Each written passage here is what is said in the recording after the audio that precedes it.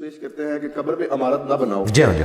تو اگر قبر کچی ہو تو جو مزار بنایا گیا وہ تو زائرین کے بیٹھنے کے لیے بنایا گیا کہ وہ بارش میں اگر آندھی میں کہیں آتے ہیں احسان ثواب کی نیت سے, تو اس میں کیا حرج ہے؟ اس میں حرج یہ ہے کہ نبی علیہ السلام کی 3 بیٹیاں جوان شادی شدہ حضور کی زندگی میں فوت ہوئی ہیں, آپ نے اپنے مبارک ہاتھوں سے دفنایا.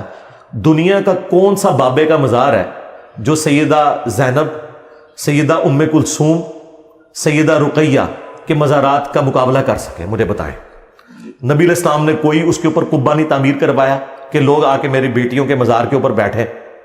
اس کے بعد سیدہ فاطمہ جب فوت ہوئی تو کیا مولا علی علیہ السلام نے ان کا کوئی مزار بنوایا تھا؟ یہ جو مزارات سعودی حکومت نے گرائے ہیں نا, یہ مزارات نبی علیہ السلام کی وفات کے 650 سال بعد بنائے گئے تھے. جو مزار حضور کے 650 سال بعد بنے, ٹھیک ہے, اور اس کے 400 سال بعد انہیں گرا دیا جائے تو مزار شہید کہاں سے ہوئے؟ جو خود جس کو کہنا چاہیے حلال ہی نہیں تھے بننے میں, وہ شہید کہاں سے ہوئے؟ اگر حلال ہوتے تو صحابہ کرام بناتے, مولا علی بنا دیتے مزار نبی علیہ السلام کا, گنبد لا کے رکھ دیتے. نہیں, ایسا نہیں ہوا. تو نبی علیہ السلام ہمارے لیے رول ماڈل ہے نا. تو یہ جو کہتے ہیں زائرین کے لیے کرتے ہیں, اسلام کوئی مطلوب ہی نہیں ہے. اسلام میں تو یہ ہے کہ قبروں پہ جا کے آخرت کی یاد آئے, وہ کچی قبروں کو دیکھیں, اللہ کے حضور ان کے لیے دعا کریں. مسلم شریف میں حدیث ہے, میں تمہیں حکم دیتا ہوں قبروں پہ جاؤ تاکہ آخرت کی یاد آئے. بس یہ مقصد تھا. مزارات پہ جانا تو کوئی مقصد نہیں تھا. اور پھر مجھے بتائیں, جو مزارات رسول اللہ کی مخالفت میں بنائے گئے ہیں, مسلم شریف میں حدیث ہے تو میں منع کرتا ہوں قبروں کو پکا مت کرنا, ان پہ عمارت مت بنانا. آپ کیا نبی کے ساتھ ٹکر لیں گے کہ یا رسول اللہ تو نہیں پتا, تجھے منع تے کیتا سی لیکن زائرین واسطے ضرورت تھی. مجھے بتائیں, اللہ کے نبی علیہ السلام امت کے حق میں جو ضرورت تھی کیا وہ بتا کے نہیں گئے امت کو؟ اگر اس کی الٹ بات کی ہو تو پھر تو آپ کے لیے لمحہ فکری ہے کہ آپ کس نبی کو مان رہے ہیں. بھائی ہمارے نبی وہ ہیں جن کے والد کا نام عبداللہ تھا, ان کی والدہ کا نام آمنہ تھا, ان کی قبر مدینہ شریف میں ہے. تسی کہڑے نبی کو مانتے ہو؟ اپنا ذرا تعارف کرواؤ. جدہ لوکی کلمہ پڑھتے ہو محمد اور تو تسی دسو کیڑے محمد نو مانتے ہو؟ اس محمد کو کہ جس کی کتاب قرآن ہے اور اس کے ماننے والوں نے بخاری مسلم لکھ کے ان کی سنتیں امت تک پہنچائیں, یا کسی اور محمد کو مانتے ہیں؟ پہلے تو ہم یہ کلیئر کریں گے کہ آپ کس محمد کو مانتے ہیں صلی اللہ علیہ وآلہ وسلم. اچھا سر, اگر میں یہ کہتا ہوں دعا میں کہ اے اللہ میرے اعمال اس قابل نہیں کہ میں تیرے سامنے بطور وسیلہ پیش کر سکوں, میرے پاس ایک نسبت ہے کہ میں تیرے نبی کا امتی ہوں, اگر یہ نسبت پیش کر کے میں اللہ سے حاجت پیش کرتا ہوں تو پھر یہ کیسے مسئلہ ہے استعانت کے حرام ہوا یا کیسے شرک ہوا؟ نہیں, استعانت اور شرک نہیں ہے یہ, اس کو تو ہم کوئی شرک نہیں کہتے. استعانت تو یہ نہیں, وسیلہ بالکل ڈیفرنٹ چیز ہے جی. پہلی بات یہ ذہن میں رکھیں, اردو زبان ہم سب کو آتی ہے جی.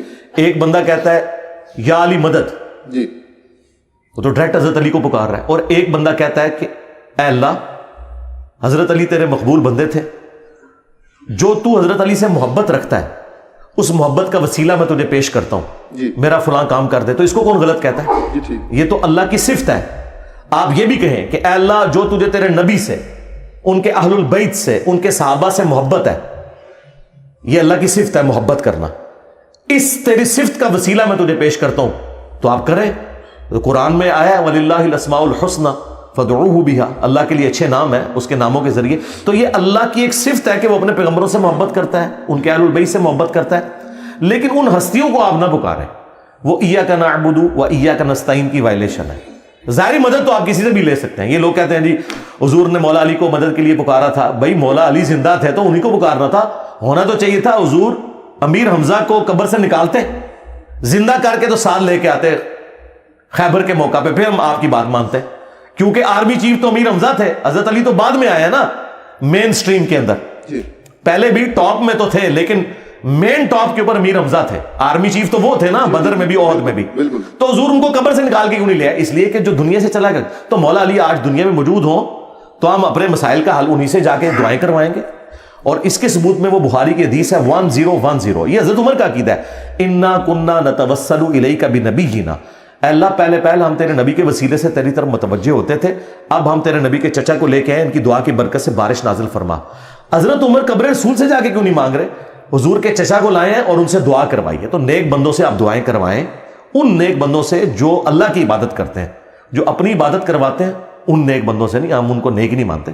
تو وسیلہ اور توسل بالکل الگ چیز ہے. آپ نیک مال کا وسیلہ پیش کریں, آپ اللہ کے اسماء کا وسیلہ پیش کریں, اللہ کی جو اپنے پیغمبروں سے محبت ہے، اہل البیت سے محبت ہے، اس کا وسیلہ پیش کریں. یہ وہ سارے ہیں جو بخاری مسلم سے ثابت ہیں. لیکن ونس آپ کسی بابے کو ڈائریکٹ پکاریں گے اور پھر آپ کہیں گے نہیں میں جو اس کو پکار رہا ہوں اس کا مطلب یہ ہے کہ اے اللہ فلاں بابے کو میری خبر کر دے، وہ قبر میں بیٹھ کے میرے لیے دعا کرے گا اور تو دعا قبول. یار اتنی لمبی ایکویشن کہیں قرآن حدیث میں لکھی ہوئی ہے؟ قرآن میں انبیاء کی دعائیں رپورٹ ہوئی ہیں، کوئی ایک دعا بتائیں. اس کے الٹ ملتا ہے وَإِذَا سَأَلَكَ عِبَادِي عَنِّي فَإِنِّي قَرِيبٌ أُجِيبُ الدَّعْوَةَ الدَّاعِ إِذَا دَعَانِ. اے میرے نبی جب میرے بندے آپ سے میرے بارے میں پوچھیں نا تو مجھے بتائیں اللہ کا تعارف جو ہے بابا کروائے گا یا اللہ کا نبی کروائے گا؟ صحابہ کرام جب پوچھتے تھے تو کہا گیا کہ فرماؤ کہ میں ہر بندے کے بالکل قریب ہوں، ہر پکارنے والے کی پکار کو سنتا ہوں. وہاں تو کوئی وسیلہ واسطہ نہیں ڈالا بیچ میں. وسیلہ واسطے اس طرح کے جو میں نے جس طریقے سے بتایا یہ جواز کی حد تک ہے، باقی اللہ اور بندے کا کوئی پروٹوکول نہیں ہے. ڈائریکٹ آپ اللہ سے مانگیں ادعونی استجب لکم. البتہ پروٹوکول یہ ہے کہ آپ نے حمد اور دروشی پڑھنا ہے، وہ ترمذی میں حدیث ہے، وہ ایک سلیقہ ہے دعا کا. نماز میں بھی ہم تشہد میں پہلے سلام عرض کرتے ہیں، پھر دروشی، پھر دعائیں مانگتے ہیں. یہ ایک سلیقہ ہے دعا کرنے کا، لیکن مانگنا آپ نے اللہ سے. ایون نہج البلاغہ میں مولا علی علیہ السلام کا خطبہ، میں حیران ہوں کہ شیعہ نے اتنا بڑا خطبہ اوور لک کیا ہوا ہے جس میں حضرت علی اپنے بیٹے کو کہتے ہیں کہ تم اس کی اولاد ہو جس نے ان قریب مر کے مٹی ہو جانا ہے، دنیا سے چلے جانا ہے، جس کو فنا ہے تو تم مجھ سے امید نہ وابستہ کرو، اس اللہ سے کرو جسے کبھی فنا نہیں ہے. اور بیٹا حسن یاد رکھنا اللہ کی بارگاہ وہ دربار ہے جس نے اپنا کوئی دربان بھی نہیں رکھا ہوا، تم ڈائریکٹ اس سے مانگو. مولا علی تو حسن کو نہیں کہہ رہے کہ منو وچ پا، تو منو دسو جنہوں نے اہل البیت نو وچ پایا ہوا ہے، نبیوں نو وچ پایا ہوا ہے، یہ مولا علی دے شیعہ نے یا بنو امیہ دے شیعہ نے؟ مولا علی تو حسن کو کہہ رہے کہ منو نہ وچ پائی میں تو مر جانا ہی. او زندہ ہی وہ کو منگی اور اس کا کوئی دربان بھی نہیں کہ اس نے کوئی پہرے دار مقرر کیا ہے کہ اجازت لے کے اینو وچ پاؤ گے تو سنے گا، ویسے نہیں سنے گا. انہوں نے کہا کوئی پروٹوکول نہیں، ڈائریکٹ اللہ سے مانگ. اہل البیت کی جتنی دعائیں شیعہ کے ہاں ملتی ہیں یا قرآن میں جو انبیاء کی دعائیں ہیں یا اہل سنت کے ہاں نبی علیہ السلام کی دعائیں ہیں، کسی میں کوئی واسطے وسیلے نہیں ہے. یہ سب فراڈ بنایا ہوا ہے. ٹھیک ہو گیا. اچھا سر، آپ نہیں سمجھتے کہ اگر آپ کی تھوڑی سی زبان میٹھی ہو تو تمام مکاتب فکر کے علماء میں سے کچھ نہ کچھ آپ کے ساتھ کوئی معاملات طے ہو جائیں، کوئی نہ کوئی بہتر؟ نہیں ہو سکتے، بالکل نہیں ہو سکتے. اس کی وجہ یہ ہے میٹھی زبان کر کے بھی میں نے یہی کہنا ہے کہ چشتی رسول اللہ غلط ہے. چلے میں کہہ دیتا ہوں بھائیو، چشتی رسول اللہ کو نہ مانو، اشعری رسول اللہ کا دفاع نہ کرو، قیامت والے دن تمہیں عذاب دیا جائے گا. دیکھیں میں نے میٹھے بن کے کہا چلو منوا لو.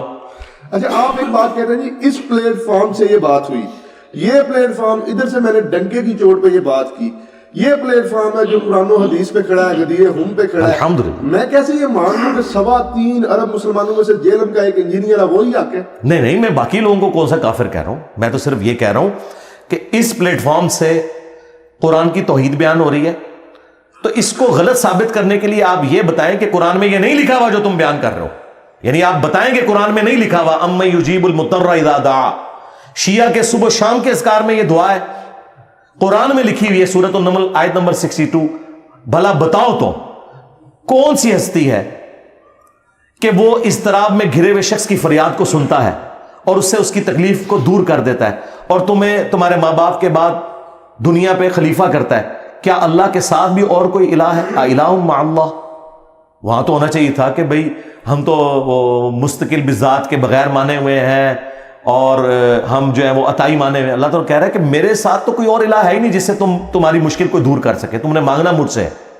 تو ہم یہ پلیٹ فارم کی جب بات کرتے ہیں تو ہمیں جھوٹا ثابت کریں نا، ہمیں کہیں کہ ہاں یہ دنیا میں پلیٹ فارم ہے فلاں کہ جو انجینئر صاحب واقعی قرآن بخاری مسلم بیان کر رہے ہیں جس طرح آپ کر رہے ہیں، تو سرکار اگلا سورج طلوع نہیں ہوگا میں اس کو دعوت دوں گا کہ ادھر آ کے بیٹھے، یہ لے بنی بنائی گدی، لیکن چندہ چندہ کوئی نہیں جے. ہاں ایسے نہیں رکھنا، ایک گدی ہو جائے جیڑی اپنی جے بھی ٹھیلی کر آئے گی جے. ہاں تو ہم لبنا کچھ نہیں دے چوں میں تو ایتھے بٹھاواں گا.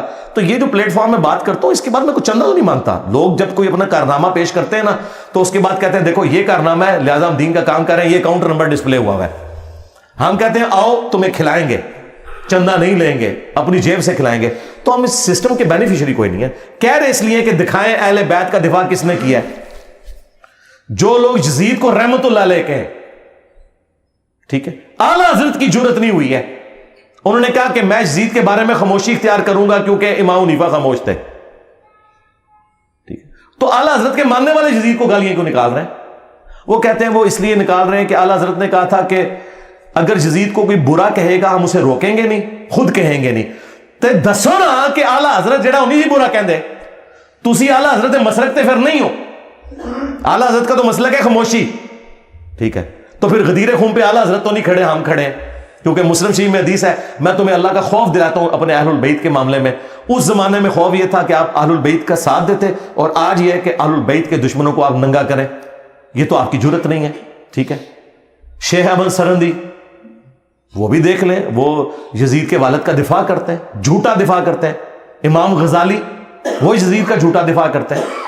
وہ ہمارے استاد مولانا اسحاق صاحب کہا کرتے تھے کہ جب امام غزالی یہ کہہ رہے تھے یا العلوم میں کہ واقعہ کربلا ڈسکس نہیں کرنا چاہیے, اس میں بڑی ہستیوں کے نام آئیں گے, تو اس کا تو مطلب ہے چور کی داڑھی میں تنکا. ہاں پتہ تم لوگوں نے, تمہارے بڑوں نے کام ڈالا ہے, ڈسکس کرو اور بتاؤ سچ کیا ہے. سچ نہیں بتا سکتے, کیسے بتائیں کہ یہ انسانی تاریخ میں نہیں ہوا کہ کوئی نبی فوت ہو اور اسے قبر میں گئے 50 سال ہو اور اس کی امت اسی کے دین کے نام کے اوپر اسی کی اولاد کو ذبح کر دے. ٹھیک ہے, واقعہ کربلا جی یہ وہ واقعہ جو قیامت تک آپ کو ہانٹ کرے گا, اس سے آپ جان نہیں چھڑا سکتے. تو میں جو دعویٰ کرتا ہوں, میں غدیر خون پہ کھڑا ہوں تو اہل البیت کا دفاع کر رہا ہوں, اور مجھ سے زیادہ کسی نے زندگی میں نہیں کہا ہوگا کہ یا علی مدد کہنا شرک ہے. علی کا اتنا بڑا شیعہ ہو کے ہر لیکچر میں کہے کہ یا علی مدد شیعہ ہے, تو پھر میں ڈنکے کی چوٹ پہ کہتا ہوں کہ علی ولی توحید بھی ہمارے اندر ہے اور اہل البیت کا دفاع بھی ہمارے اندر ہے. اس طرح کا کہیں ہے تو ہمیں دکھائیں, ہم اپنی سیٹ پہ بٹھائیں گے. لوگ اہل البیت کا دفاع بھی کرتے ہیں تو صحابہ کرام پہ لعنت شروع کر دیتے ہیں, اس ایکسٹریم کو نکل جاتے ہیں. اگر کوئی لعنت نہیں کرتا تو توحید میں وہ بابوں کو پکارتا ہے. تو اللہ کے فضل سے ہم غدیر خم پہ کھڑے ہیں الحمدللہ.